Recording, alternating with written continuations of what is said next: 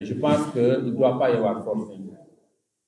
Quant à la légitimité ou non des députés à prendre une initiative parlementaire de ce genre, je pense que les députés qui étaient là en 2011 avaient une légitimité. S'il vous plaît, est-ce que s'il vous plaît, hein? Oui, c'est bon. Quand en 2011, le président Ouad a voulu modifier la Constitution, il a voulu passer par ses députés pour supprimer le quart bloquant, donc le deuxième tour. C'est ça qui est à l'origine du mouvement M23. Est-ce qu'on devait dire simplement que ces députés sont légitimes, donc ils ont le droit de voter des lois à notre nom, même si ces lois, même si nous les estimons étant des lois qui ne vont pas dans l'intérêt des Sénégalais. Je donne juste cet exemple. Est-ce qu'on doit laisser tout le temps les députés aller dans le sens voulu par le parti au pouvoir? Non, je dis non. Sinon, c'est les mêmes députés qui, à la veille des élections, avaient voté une loi pour permettre au président Macky Sall de reporter les élections. Est-ce qu'on doit dire que ces députés aussi avaient une légitimité de le faire? Donc, on ne peut pas dire qu'à chaque fois que les députés votent une loi, qu'on puisse considérer que c'est des lois qui vont dans le sens des intérêts des citoyens. Parfois, il faut taper sur la table, alerter pour dire attention, attention, parce que ces députés sont censés nous représenter. Et donc, quand on voit qu'il y a problème, on est en mesure de taper sur la table pour dire non. J'ai donné juste deux exemples. Des exemples, on peut en citer à l'appel. Hein. J'ai cité l'exemple du 23 juin, l'exemple donc de la volonté de Ouad de vouloir modifier la Constitution. Si on était resté les bras croisés pour dire oui, c'est les députés, ils sont légitimes, on les a élus, ils ont le droit de voter une loi qui modifie eh bien, la Constitution pour supprimer le second tour, mais il n'y aurait pas eu alternance. Si également on avait croisé les bras pour dire que voilà, les députés, ils ont la légitimité de voter des lois, donc c'est leur droit de reporter les élections, de donner une caution au président Macky Sall de reporter les élections le jour du démarrage de la campagne électorale, c'est en 2024. Vous voyez donc que c'est pas toujours, c'est pas toujours intéressant de suivre les députés, parce qu'en général, les députés sont plus pour leur parti que pour le peuple en général. Alors, ci wolof mooy wax que ne député yi dëgg la am nañu légitimité di voter ay loi ci suñuy tur mais yenn saa yi bu ñu jaaree noo xamante ni ñun jàpp nañ ne war na leen alerter devoir la ci ñun ñu def ko boo xoolee ay député ñoo naroon jox possibilité président Abdoulaye Wade mu soppi constitution bi ba ñu mën a dindi le quart bloquant maanaam dindi li nga xam ne mooy tax ñu mën a am deuxième tour bu fekkee nit ki amuñu mat majorité bu ëpp 50%.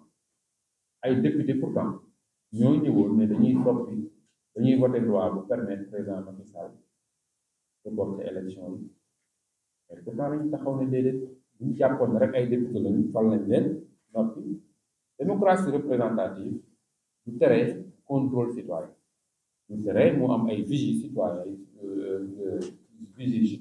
ñu taxaw ne déedéet loolu rek moo ñu motivé et li ñuy def yëpp on le fait ci jàmm pour jàmm mais jàmm joo gis dëgg di ko la loolu tax ñu woote nii pour mais comme te am na ñuy wax jaar fii am na ñuy wax jaar fële li gën mooy ñu waxtaanee ko ba am la meilleure formule boo xam ne dina prendre en compte ñeenti mbir benn dëgg feeñ ñaar mu am ay poursuite ay daan ku ci tax ñu daan la ñett mooy ñi nga xamante ne dañ ci am ay loru mu am réparation ñeent mooy fexe ba ñu jóge ci def ay réformes yoo xamante ne dina permettre li xewoon ba dootu xewat loolu donc mooy suñu yitte maintenant nag bu ñu forcé on va prendre acte et de votre vision. Aliou va répondre aux questions parce qu'il est intervenu.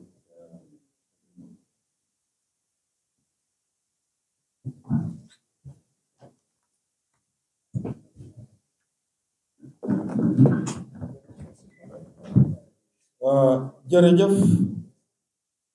Yaye Sow Diawara, dans quelle mesure les concertations permettront de prendre en compte les avis des différentes parties prenantes? Non, on pense que déjà, il y a une chose. Moi, c'est une question. Sur la question de l'abrogation de cette loi d'amnistie, ça a été une promesse électorale. Et après que le président Bassirou Diomaye Faye a été élu, ça a été un engagement officiel lors d'une adresse à la nation. Et ma question, c'est de savoir quel est l'avis du président Bassirou Diomaye Faye sur cette question.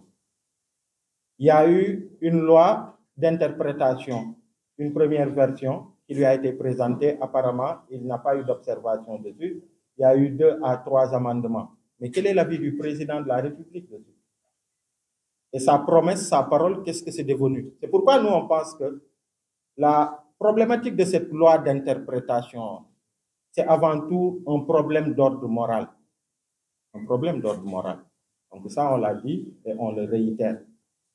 Et donc, consulter les acteurs.